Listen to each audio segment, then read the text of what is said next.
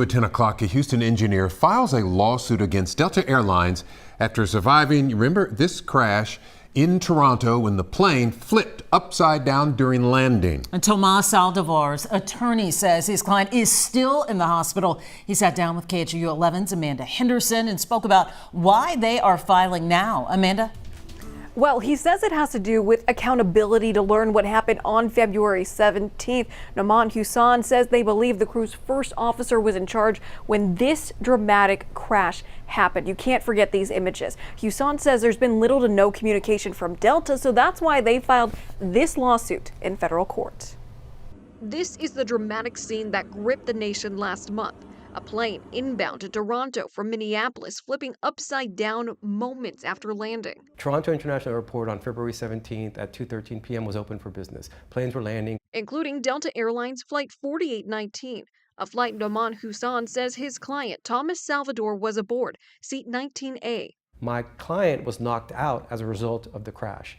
When he awoke, he was covered in jet fuel, suspended upside down in a smoke-filled cabin. Husain says Salvador crawled to get out, calling his wife off of another person's phone after being on the runway for nearly an hour. Husain says Salvador was rushed to a hospital for his injuries. He has a severe concussion, his neck, his back, his shoulder, his knee, the whole side of his body that struck the side of that plane is severely injured.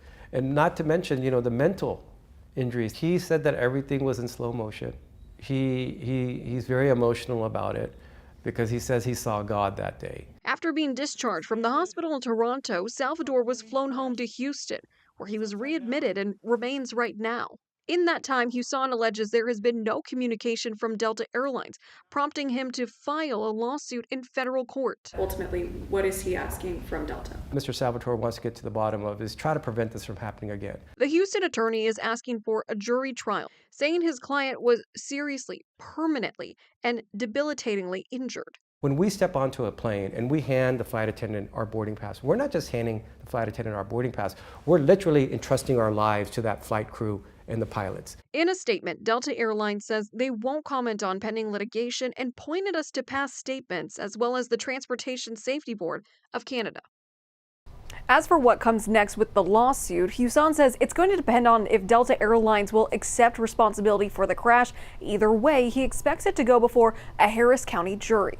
In the newsroom, I'm Amanda Henderson, KHOU 11 News.